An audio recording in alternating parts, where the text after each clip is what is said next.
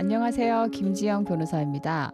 오늘은 직장 내 괴롭힘 금지법에 대해서 말씀을 드릴 건데, 이게 처음 이제 시행이 됐을 때 근로자들이 엄청 기대를 많이 했어요. 근데 제가 이 법을 다 찾아보니까 별로 도움이 안 된다. 그러니까 한마디로 말하면 빚 좋은 개살구다. 이런 생각을 했거든요. 왜냐하면 이게 그 직장 내 괴롭힘을 했던 뭐 동료들이나 상사에 대해서 형사처벌을 할 수 있는 것도 아니고, 뭐 어떤 뭐 손해배상을 할 수 있는 것도 아니고, 과태료를 부과하는 것도 아니거든요. 그래서 이걸 왜 만들었을까? 별로 도움이 안 되는데 말이죠. 그래서 지금까지 이게 신고는 많이 됐지만 별다른 조치가 취해진 거는 없습니다.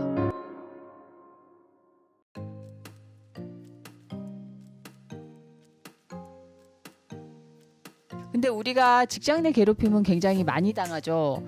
그 설문조사를 해보면 직장인의 한 70%에서 80%가 이런 직장 내 괴롭힘을 당한 적이 있다라고 얘기를 했고, 저도 이제 변호사를 시작할 초기에 이런 직장 내 괴롭힘에 해당하는 일들을 좀 당했었거든요. 자, 그래도 직장 내 괴롭힘이 어떤 것이 있는지, 그러면 이거에 대해서 내가 어떻게 구제를 받을 수 있는지는 제가 한번 방법을 찾아봤어요. 일단 직장 내 괴롭힘이라는 것은 직장에서의 지위나 어떤 관계를 이용을 해서 정신적인, 신체적인 스트레스를 주는 것을 직장 내 괴롭힘이라고 합니다. 대표적인 직장 내 괴롭힘 유형은 뭐 일을 주지 않는다든지, 저 같으면 일을 안 주면 굉장히 좋을 것 같은데 일을 주지 않는 것도 직장 내 괴롭힘 유형에 해당이 되고요. 또 왕따, 아니면 폭언을 하거나 언어적으로 성희롱을 하거나 뭐 모욕을 하거나 이런 것도 다 직장 내 괴롭힘에 해당이 됩니다. 자, 직장 내 괴롭힘은 제가 형사처벌이 되지 않는다고 얘기를 했죠. 그래도 이제 직장 내 괴롭힘이 발생을 했고 그 근로자가 신고를 하면 그 사장은 일단 이에 대해서 직장 내 괴롭힘이 있었는지 조사를 해야 되고요.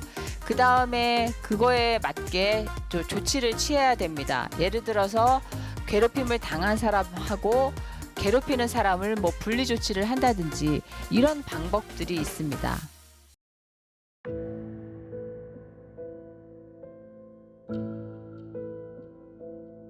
그런데 사실 직장에서 웬만한 회사에서는 이런 직장 내 괴롭힘에 대한 뭐 위원회나 이런 게 설치가 돼 있지 않거든요. 그래서 어떤 문제가 있냐면, 내가 직장 내 괴롭힘으로 신고를 하면 그 상사가 예를 들어서 심사위원회에 들어가고 그 상사의 부하 직원들이 심사위원회의 위원이 되죠.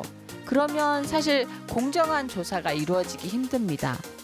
그래서 사실 회사 내에서 직장 내 괴롭힘으로 구제를 받는 건 어려울 수 있죠.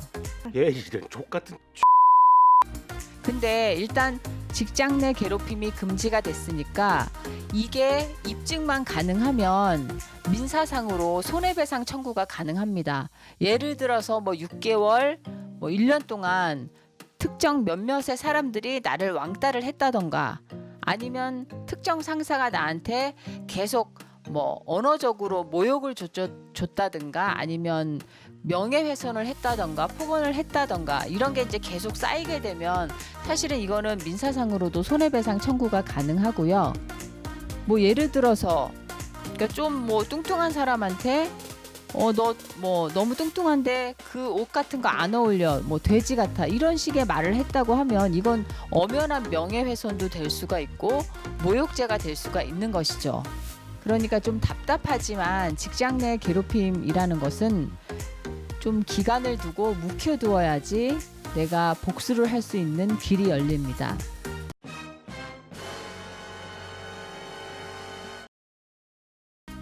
그러니까 직장 내 괴롭힘도 이게 한두 번 발생했다고 바로 신고를 해서 내가 어떤 구제를 받을 수 있는 게 아니에요.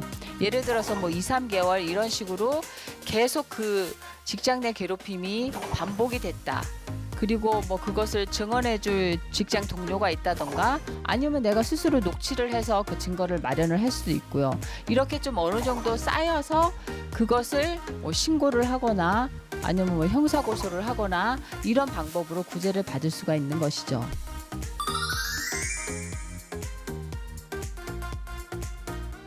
자, 그러면 직장 내 괴롭힘 Q&A 시간을 가져볼까요?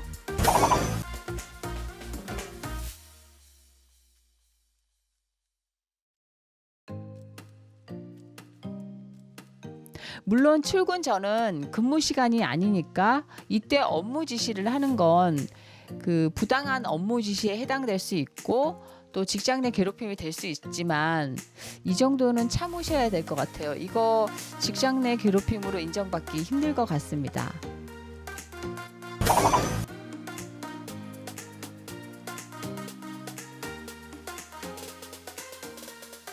이건 당연히 괴롭힘이죠. 제가 어떤 그 징계위원회에서 그 상사가 그 토요일, 뭐 일요일 아침에 계속 카톡으로 업무를 지시를 했거든요. 그래서 이게 직장 내 괴롭힘에 해당이 된다라고 결론을 내린 적이 있습니다.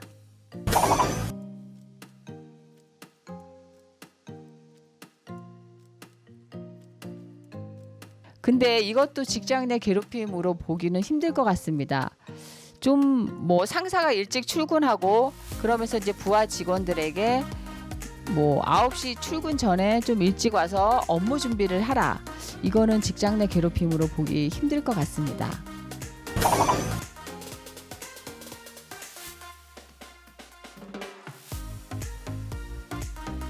그래서 제가 말씀드린 것처럼 이거는 좀 묵혀야 된다. 그리고 묵히는 동안 가만히 있으시면 안 되겠죠. 그 증거를 남기셔야 됩니다. 예를 들어서 뭐 주말에 계속 톡을 보내서 업무를 시킨다던가 이거는 뭐 톡으로 증거가 남으니까 되는 것이고요. 아니면 사람들 앞에서 그다음에 뭐 나한테 지속적으로 기분 나쁜 말, 폭언을 한다던가 이런 거는 뭐 녹취를 하시면 되는 거고요. 그러니까 증거가 없으면 사실은 이것은 신고하기가 힘들죠.